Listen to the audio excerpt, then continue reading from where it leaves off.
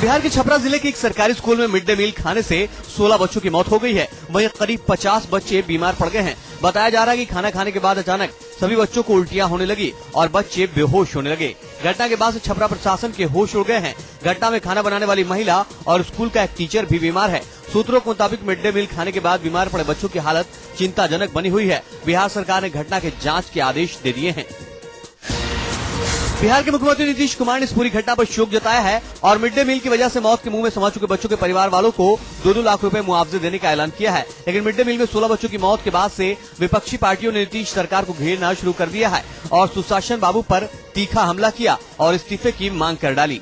सरकार कैसे जुगाड़ू टेक्नोलॉजी से बचा रहे, इसी के जुगाड़ में मुखिया रह रहे हैं Nitish Kumar.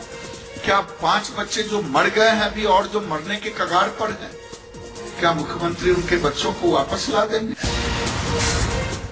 Mid day meal खाने से 16 बच्चों की मौत के बाद आरजेडी प्रमुख लालू यादव ने बंद का ऐलान किया है। आज पूरे सारण जिले की दुकानों पर तालाबंदी रहने की संभावना है। गौरतलब है कि लालू छपरा जिले से ही सांसद हैं। ऐसे में लालू यादव ने इस पूरे घटना पर सरकार और सरकार से अलग हुई बीजेपी दोनों पर तीखे हमले किए हैं और इस घटना पर दुख जताते हुए लालू ने कहा है कि दोनों दल आपसी झगड़े में लगे हुए हैं, लेकिन उन्हें बिहार की जनता की चिंता नहीं है। इस सब की जाँच होनी चाहिए और जिम्मेवारी निर्धारित करके ये बिल्कुल लोगों पर तुरंत मुकदमा करके और इंश्योर करना चाहिए सरकार को। बिहार में मिड डे मील से मासूमों की मौत की ये पहली घटना नहीं है। इसके पहले भी सीतामढ़ी के सरकारी स्कूल में मिड डे मील का जहरीला खाना खाने से 2 मासूमों की मौत हो गई थी। वहीं समस्तीपुर के ताजपुर इलाके के उर्दू प्राथमिक स्कूल में मिड डे मील से मरी हुई छिपकली मिली थी, जिससे 32 बच्चे बीमार पड़ गए थे। वक्त बीतने के साथ खाना खाने वाले मासूमों को उल्टियां आनी शुरू हो गई थी और मासूमों को आनन फानन में अस्पताल पहुँचाया गया था, तब जाकर बच्चों की जान बची थी। मिड डे मील योजना को लेकर हमेशा से सवाल उठते रहे हैं। आखिर ये योजना क्या है? दरअसल केंद्र की मिड डे मील योजना की शुरुआत 1955 में हुई थी, जिसे राज्यों के साथ मिलकर चलाया जाता है। मकसद है गरीब स्कूली बच्चों को खाने की सुविधा देना। योजना की शुरुआत में कच्चा अनाज दिया जाता था, लेकिन 2004 के बाद स्कूलों में पका हुआ भोजन मिलने लगा। 25 छात्रों के लिए स्कूलों में एक रसोइया, 100 छात्रों के लिए 2 रसोइया खाना पकाते हैं। इस वक्त योजना के तहत 26 लाख रसोइया देश भर के 12 करोड़ बच्चों के लिए खाना पकाते हैं। साल 2007 से ये योजना मिडिल स्कूल में भी लागू है। बड़ोदरा के FCC प्लांट में अचानक आधी रात में आग लग गई। तेल रिफाइनरी में आग भड़कने से अफरा तफरी मच गई। इलाके में सायरन की आवाजें बजने लगी। रिफाइनरी प्रशासन ने इसकी सूचना फायर ब्रिगेड को दी। आनन फानन में कई दमकल की गाड़ियां पहुंची और रिफाइनरी में लगी आग को बुझाने में जुट गए। FCC प्लांट के बॉयलर में अचानक आधी रात को धमाका हुआ और आग भड़क उठी, लेकिन दमकल कर्मचारियों ने घंटे भर में रिफाइनरी में लगी आग पर काबू पा लिया।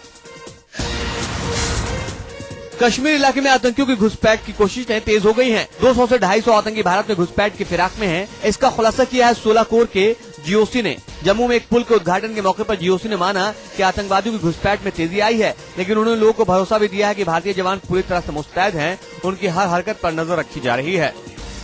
250 से 300 के बीच में वो are across on the line from the line of control and waiting to infiltrate across on our side.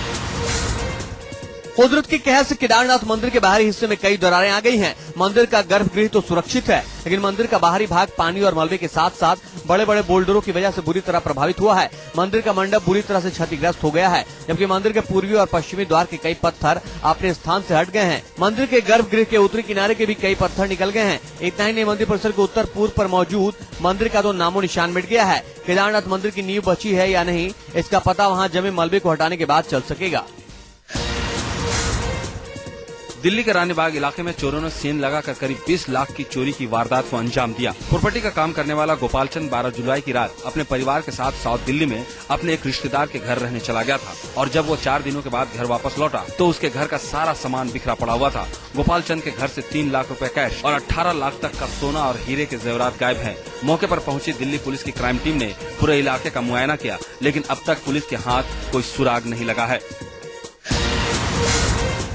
Delhi police के विशेष आयुक्त BS बस्सी दिल्ली के नए पुलिस कमिश्नर होंगे। बस्सी 1 अगस्त को पुलिस कमिश्नर नीरज कुमार की जगह लेंगे। नीरज कुमार 31 जुलाई को रिटायर हो रहे हैं। 1977 बैच के IPS अधिकारी बस्सी 2016 तक दिल्ली के पुलिस कमिश्नर रहेंगे। दिल्ली पुलिस के आयुक्त के लिए बस्सी का नाम पहले भी सामने आ चुका है। दिल्ली के पूर्व पुलिस आयुक्त ब्रजेश कुमार गुप्ता की सेवानिवृत्ति से पहले भी बस्सी का नाम उछला था, लेकिन कमिश्नर पद की दौड़ में उस वक्त के तिहाड़ जेल के महानिदेशक नीरज कुमार ने बाजी मार ली थी।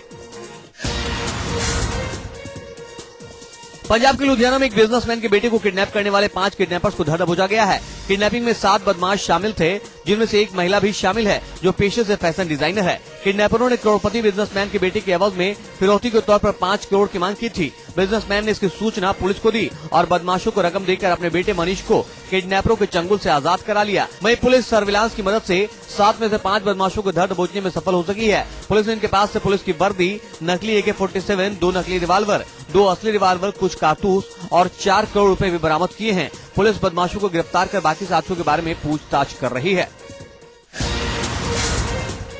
यूपी पुलिस का यह खौफनाक चेहरा तब सामने आया जब पुलिस ने मानवता को ताक पर रखकर नदी के किनारे पड़े एक अज्ञात लाश के पैर में रस्सी बांधकर उसे घसीटा। घटना उत्तर प्रदेश के बनारस शहर की है, जहां वरुणा नदी के नाकी घाट पर एक अज्ञात लाश के पैर में रस्सी लगाकर घसीटते हुए पुलिस उसे शिनाख्त के लिए ले गई। लाश को घसीटते वक्त पुलिस के जहन में ये बात नहीं आई कि जिंदा इंसान कितना भी बुरा हो, पर मरने के बाद उसका शरीर पार्थिव हो जाता है। पार्थिव शरीर के साथ इस तरह का व्यवहार कतई उचित नहीं होता। मीडिया में खबर आने के बाद तत्काल मौके पर मौजूद SSP को सस्पेंड कर दिया गया। मैनपुरी के प्राचीन श्रृंगी ऋषि आश्रम पर टीले की खुदाई के दौरान कई मूर्तियां और एक 11 फीट लंबा कंकाल निकला है। इस कंकाल को खरीदने के लिए इलाहाबाद, बनारस और दूर दराज के तांत्रिक अघोरी आश्रम पहुंच रहे हैं। अघोरी बाबाओं और तांत्रिकों ने कंकाल की 10 लाख तक की बोली लगाई है, लेकिन आश्रम के लोग इसे बेचने को तैयार नहीं है। कंकाल कहीं चोरी न हो जाए, इसके लिए आश्रम के साधु संत रात भर जाग कर पहरा दे रहे हैं। वहीं प्रशासन ने भी पूरे आश्रम में कड़ी सुरक्षा व्यवस्था मुहैया कराई है। थाने से निकट ही है वह स्थान, पुलिस उसमें सतर्क दृष्टि रख रही है और किसी प्रकार की कोई समस्या वहाँ नहीं।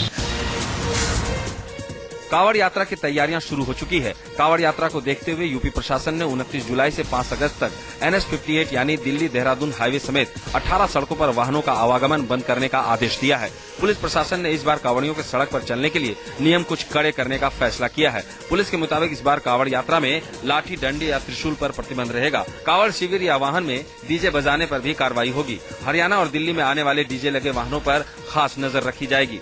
राज्य के सभी सीमाओं पर लगे बैरियर पर वाहनों का लेखा जोखा रखा जाएगा और कांवड़ शिविर संचालकों को कांवड़ियों का लेखा जोखा रखना होगा।